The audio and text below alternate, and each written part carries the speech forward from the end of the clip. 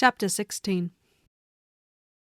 As no objection was made to the young people's engagement with their aunt, and all Mr. Collins's scruples of leaving Mr. and Mrs. Bennet for a single evening during his visit were most steadily resisted, the coach conveyed him and his 5 cousins at a suitable hour to Meryton, and the girls had the pleasure of hearing, as they entered the drawing-room, that Mr. Wickham had accepted their uncle's invitation, and was then in the house. When this information was given, and they had all taken their seats, Mr. Collins was at leisure to look around him and admire, and he was so much struck with the size and furniture of the apartment that he declared he might almost have supposed himself in the small summer breakfast parlour at Rosings, a comparison that did not at first convey much gratification. But when Mrs. Phillips understood from him what Rosings was, and who was its proprietor, when she had listened to the description of only one of Lady Catherine's drawing-rooms, and found that the chimney-piece alone had cost £800, she felt all the force of the compliment, and would hardly have resented a comparison with the housekeeper's room.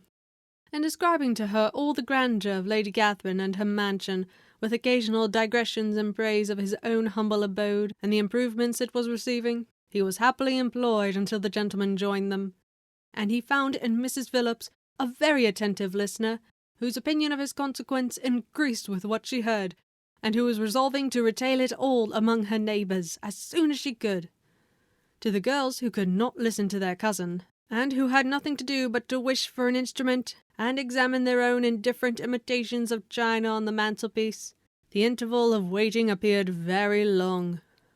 It was over at last, however.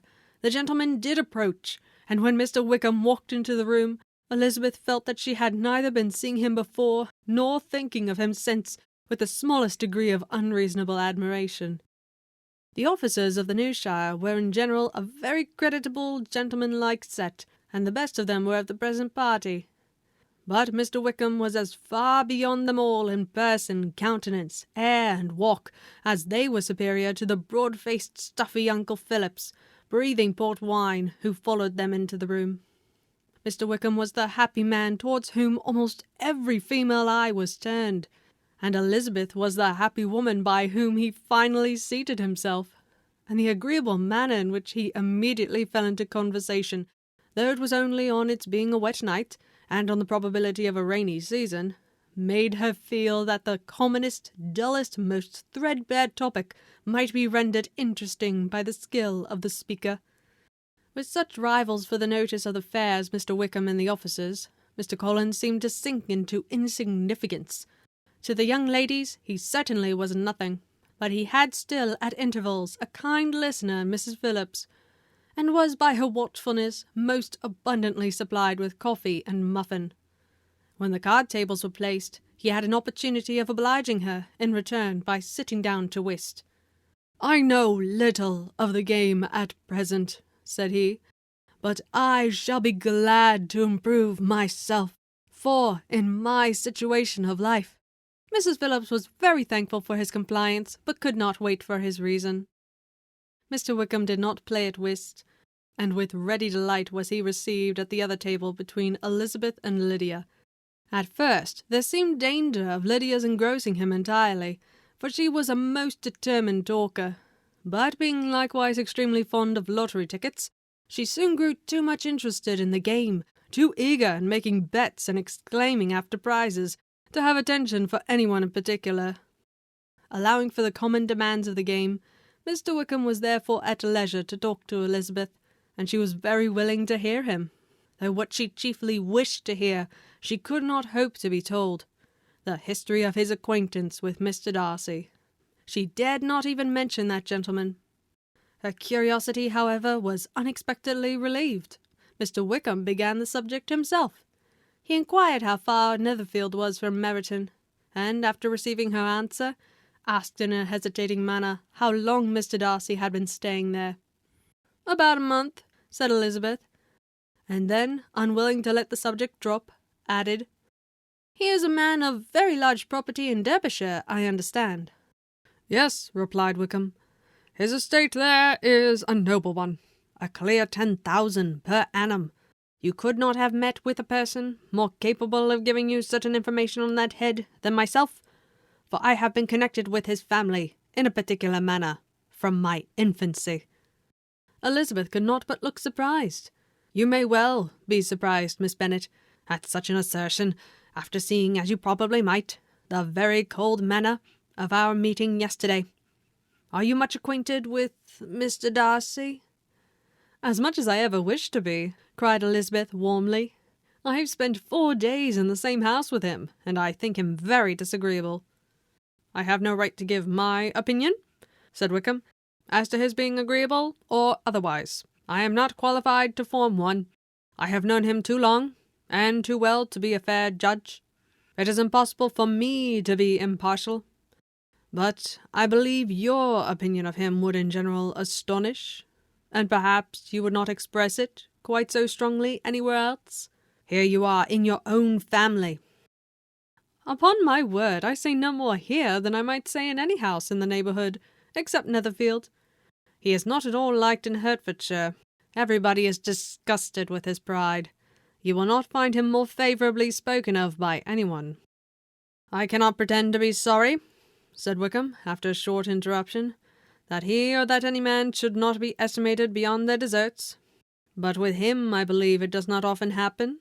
The world is blinded by his fortune and consequence, or frightened by his high and imposing manners, and sees him only as he chooses to be seen. I should take him, even on my slight acquaintance, to be an ill-tempered man."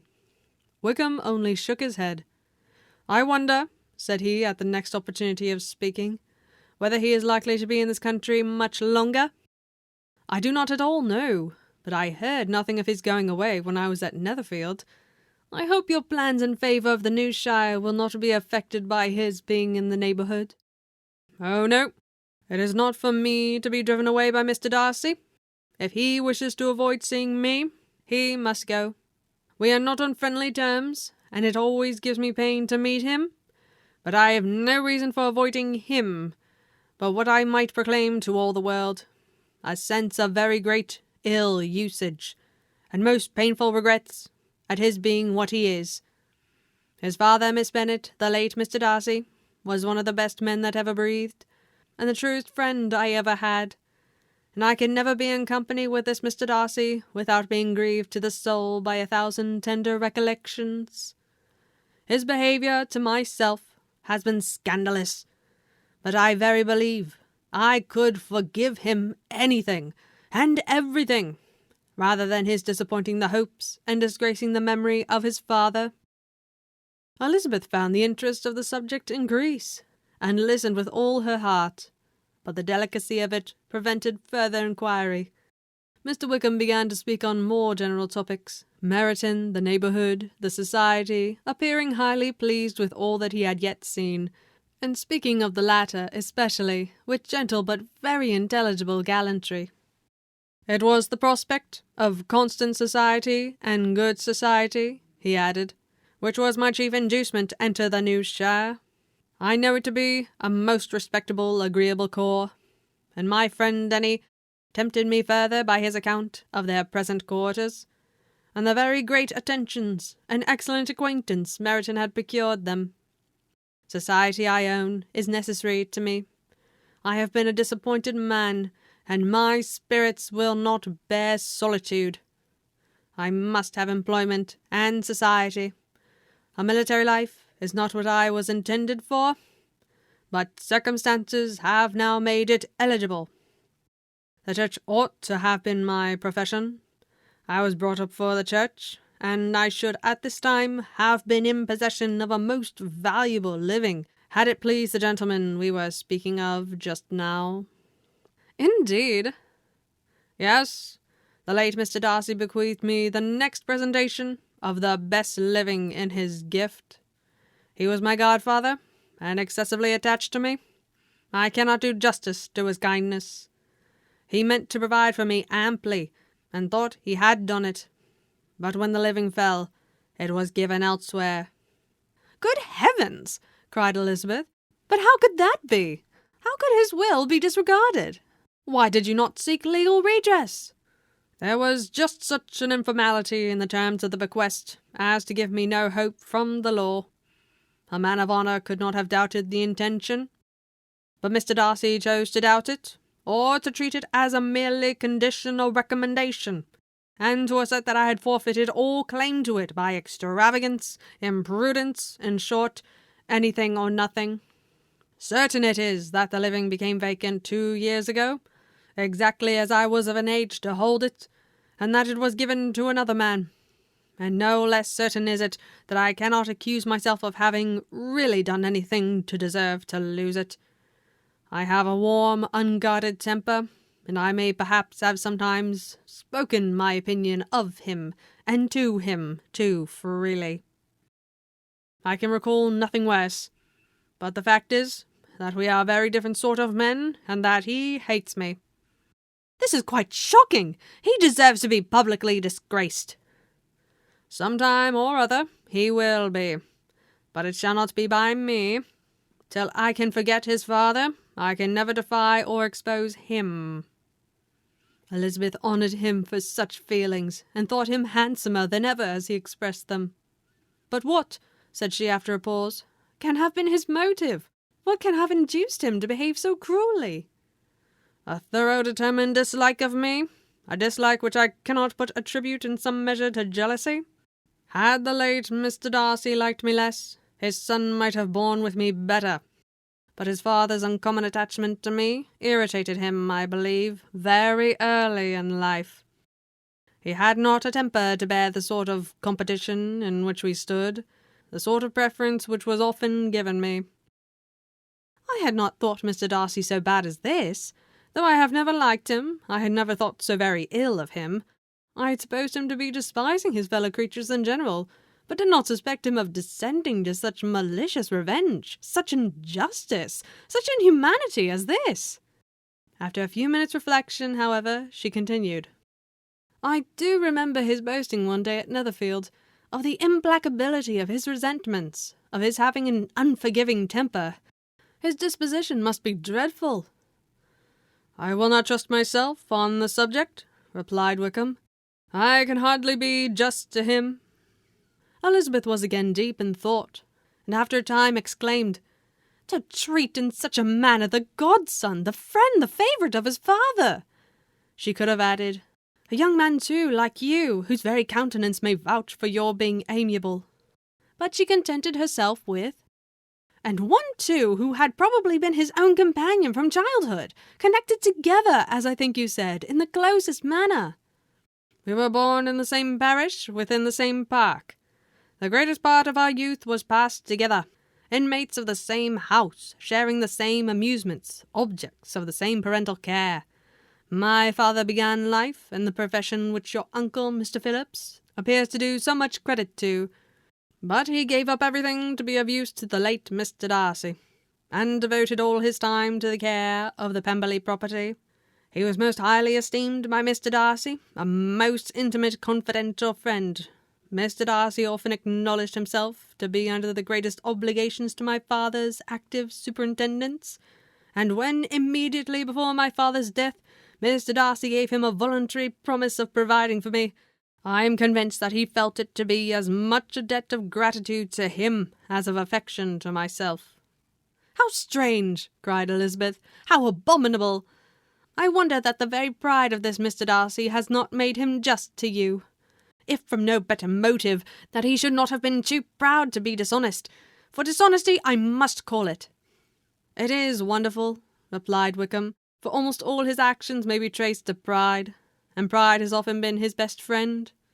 It has connected him nearer with virtue than any other feeling. But we are none of us consistent, but in his behaviour to me there were stronger impulses even than pride. Can such abominable pride as his have ever done him good? Yes, it has often led him to be liberal and generous, to give his money freely, to display hospitality, to assist his tenants and relieve the poor. Family pride, and filial pride, for he is very proud of what his father was, have done this.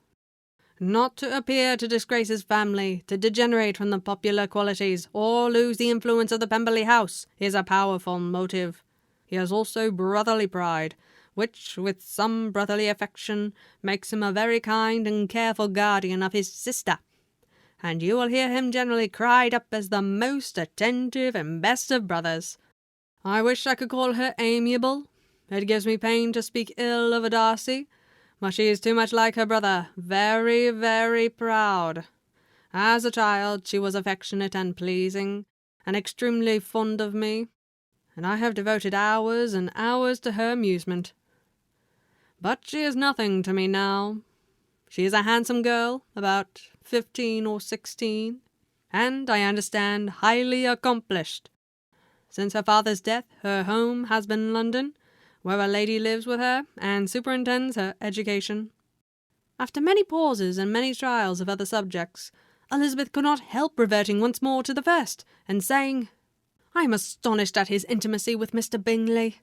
How can Mr. Bingley, who seems good humour itself, and is, I really believe, truly amiable, be in friendship with such a man? How can they suit each other? Do you know Mr. Bingley?" "Not at all." "He is a sweet-tempered, amiable, charming man. He cannot know what Mr. Darcy is." "Probably not, but Mr. Darcy can please where he chooses. He does not want abilities. He can be a conversable companion, if he thinks it worth his while, among those who are at all his equals in consequence. He is a very different man from what he is to the less prosperous. His pride never deserts him, but with the rich he is liberal-minded, just, sincere, rational, honourable, and perhaps agreeable, allowing something for fortune and figure." The whist party soon afterwards breaking up, the players gathered round the other table, and Mr. Collins took his station between his cousin Elizabeth and Mrs. Phillips. The usual inquiries as to his success were made by the latter. It had not been very great. He had lost every point. But when Mrs. Phillips began to express a concern thereupon, he assured her with much earnest gravity that it was not of the least importance, that he considered the money as a mere trifle, and begged she would not make herself uneasy. "I know very well, madam," said he, "that when persons sit down to a card-table they must take their chance of these things, and happily I am not in such circumstances as to make 5 shillings an object. There are, undoubtedly, many who could not say the same, but thanks to Lady Catherine de Bourgh, I am removed far beyond the necessity of regarding little matters." Mr. Wickham's attention was caught, and after observing Mr. Collins for a few moments, he asked Elizabeth in a low voice whether her relations were very intimately acquainted with the family of de Bourgh. "Lady Catherine de Bourgh," she replied, "has very lately given him a living. I hardly know how Mr. Collins was first introduced to her notice, but he certainly has not known her long. You know, of course, that Lady Catherine de Bourgh and Lady Anne Darcy were sisters, consequently that she is aunt to the present Mr. Darcy." "No, indeed, I did not. I knew nothing at all of Lady Catherine's connections. I never heard of her existence till the day before yesterday." "Her daughter, Miss de Bourgh, will have a very large fortune, and it is believed that she and her cousin will unite the 2 estates." This information made Elizabeth smile, as she thought of poor Miss Bingley. Vain indeed must be all her attentions, vain and useless her affection for his sister and her praise of himself, if he were already self-destined to another. "Mr. Collins," said she, "speaks highly of both Lady Catherine and her daughter, but from some particulars that he has related of her ladyship, I suspect his gratitude misleads him, and that, in spite of her being his patroness, she is an arrogant, conceited woman." "I believe her to be both in a great degree," replied Wickham. "I have not seen her for many years, but I very well remember that I never liked her, and that her manners were dictatorial and insolent. She has the reputation of being remarkably sensible and clever, but I rather believe she derives part of her abilities from her rank and fortune, part from her authoritative manner, and the rest from the pride of her nephew, who chooses that everyone connected with him should have an understanding of the first class." Elizabeth allowed that he had given a very rational account of it, and they continued talking together with mutual satisfaction till supper put an end to cards, and gave the rest of the ladies their share of Mr. Wickham's attentions. There could be no conversation in the noise of Mrs. Phillips's supper party, but his manners recommended him to everybody. Whatever he said was said well, and whatever he did, done gracefully. Elizabeth went away with her head full of him. She could think of nothing but of Mr. Wickham, and of what he had told her all the way home. But there was not time for her even to mention his name as they went, for neither Lydia nor Mr. Collins were once silent. Lydia talked incessantly of lottery tickets, of the fish she had lost and the fish she had won, and Mr. Collins, in describing the civility of Mr. and Mrs. Phillips, protesting that he did not in the least regard his losses at whist, enumerating all the dishes at supper, and repeatedly fearing that he crowded his cousins, had more to say than he could well manage before the carriage stopped at Longbourn House. Chapter 17. Elizabeth related to Jane the next day what had passed between Mr. Wickham and herself.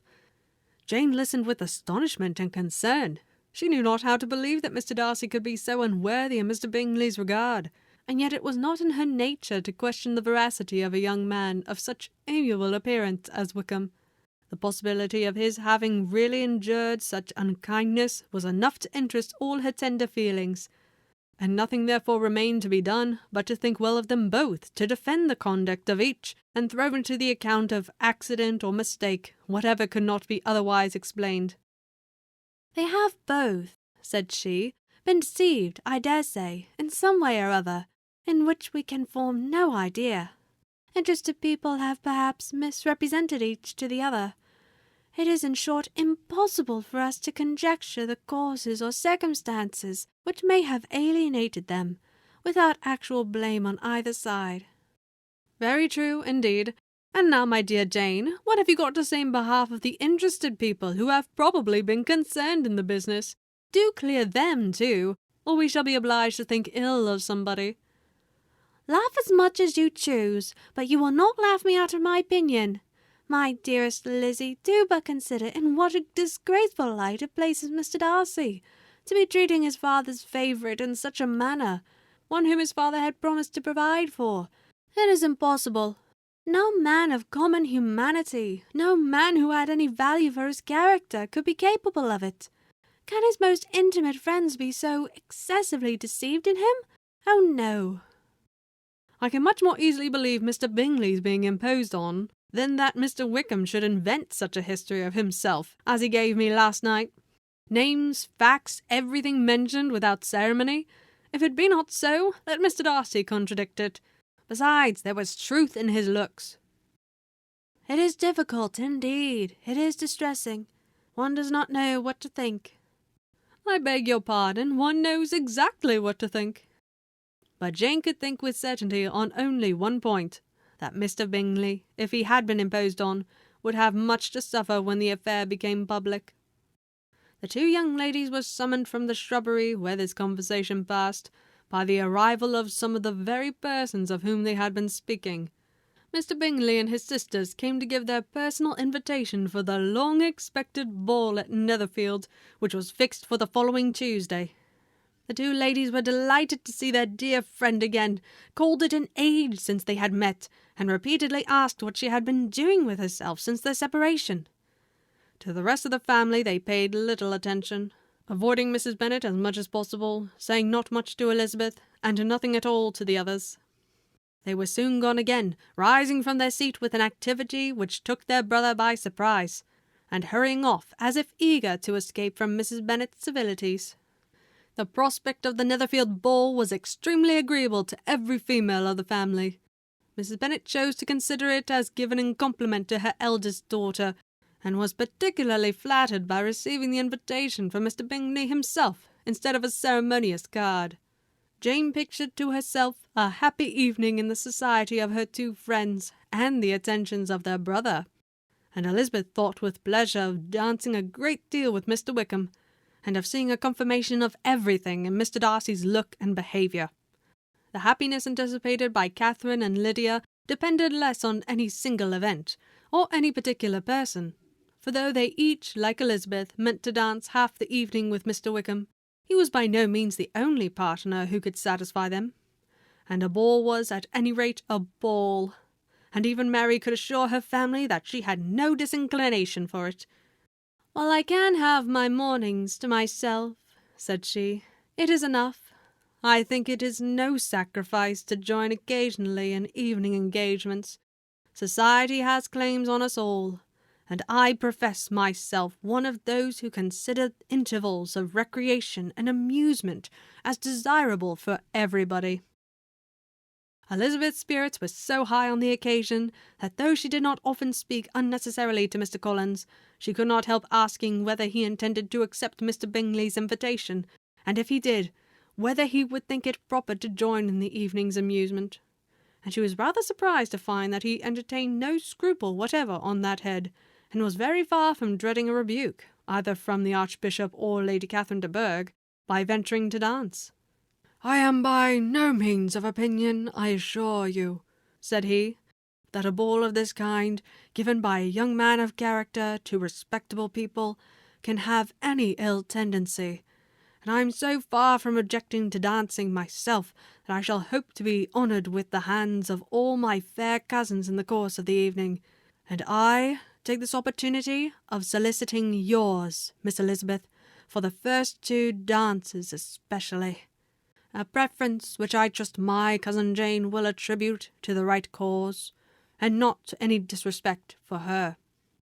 She had fully proposed being engaged by Wickham for those very dances, and to have Mr. Collins instead. Her liveliness had never been worse timed. There was no help for it, however. Mr. Wickham's happiness and her own was perforce delayed a little longer. And Mr. Collins's proposal accepted, with as good a grace as she could. She was not the better pleased with his gallantry, from the idea it suggested of something more.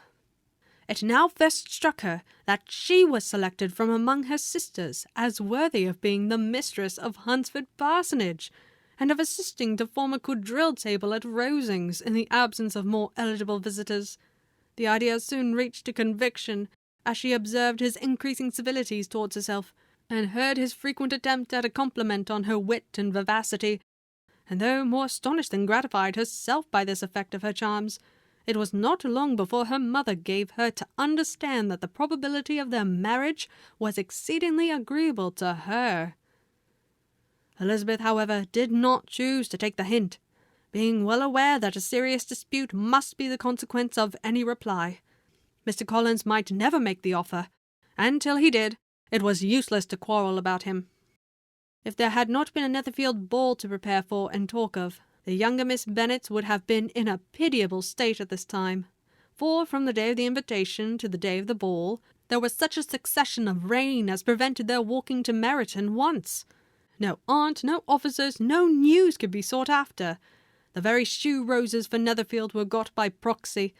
Even Elizabeth might have found some trial of her patience in weather which totally suspended the improvement of her acquaintance with Mr. Wickham, and nothing less than a dance on Tuesday could have made such a Friday, Saturday, Sunday, and Monday endurable to Kitty and Lydia.